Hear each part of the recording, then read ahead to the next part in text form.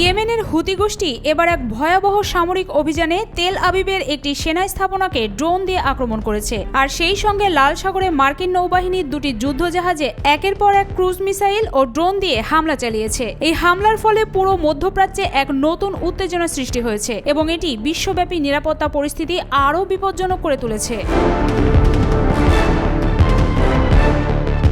হুতি গোষ্ঠীর মুখপাত্র ইয়াহিয়া সারি এক টেলিভিশন ভাষণে জানিয়েছেন, আমাদের বিমান বাহিনী যা ইয়েমেনি সেনাবাহিনীর সঙ্গে যুক্ত একটি অভিযানে ইসরায়েলের অধিকৃত ইয়াফা অঞ্চলে একটি সেনা স্থাপনাকে ইয়াফা টাইপ ড্রোন দিয়ে লক্ষ্যবস্তু করেছে।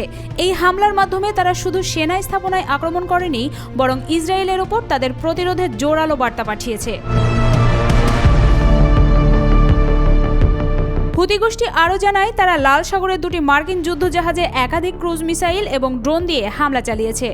যদিও ইসরায়েলের সেনাবাহিনী দাবি করেছে যে এক ড্রোনের কথা তারা জানিয়েছে, যা তাদের সীমান্তে পৌঁছানোর আগেই তারা ভূপাতিত করেছে। তবে হুতিরা তাদের হামলার খবরের সত্যতা নিশ্চিত করেছে এবং তারা দাবি করেছে যে এই আক্রমণ তাদের প্রতিরোধের অংশ হিসেবে ছিল।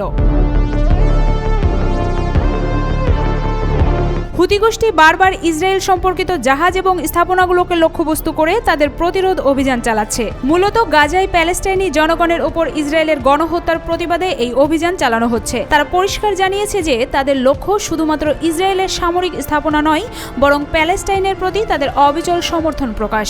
এই আক্রমণের মাধ্যমে ইয়েমেনি গোষ্ঠীটি বিশ্বের কাছে তাদের প্রতিরোধের গুরুত্ব তুলে ধরছে এবং ইসরায়েলের নির্দয়তার বিরুদ্ধে এক শক্তিশালী প্রতিবাদ জানাচ্ছে।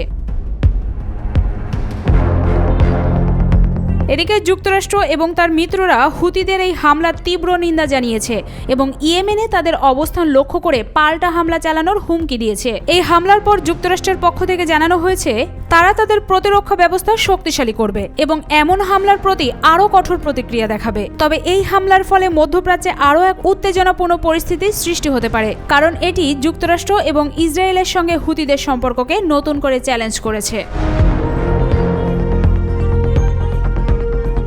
এমনকি বিশেষজ্ঞরা বলছেন যে এই হামলার পর মধ্যপ্রাচ্যের দেশগুলোতে আরও বড় ধরনের সামরিক উত্তেজনা দেখা দিতে পারে, বিশেষ করে যেহেতু ইরান হুতিদের সমর্থন দিয়ে আসছে এবং এই পরিস্থিতি ইরান যুক্তরাষ্ট্র সম্পর্কের আরও খারাপ হতে পারে। ইরান বর্তমানে ইয়েমেনে ব্যাপক সামরিক সরঞ্জাম পাঠাচ্ছে এবং তাদের সহযোগিতায় হুতিরা আধুনিক অস্ত্র ও ড্রোন ব্যবহার করে আক্রমণ চালাচ্ছে। বিশ্ববাসী এখন অপেক্ষা করছে এই আক্রমণের পরবর্তী ধাপ কী হবে এবং মধ্যপ্রাচ্যে উত্তেজনা আরও কিভাবে বাড়বে। একদিকে যুক্তরাষ্ট্র এবং ইসরায়েল হুতিদের বিরুদ্ধে আক্রমণ চালানোর হুমকি দিলেও অন্যদিকে হুতিরা তাদের সশস্ত্র প্রতিরোধকে আরও শক্তিশালী করতে পরিকল্পনা করছে। এই সংঘর্ষের পরিণতি কেমন হতে পারে তা সময়ই বলে দেবে।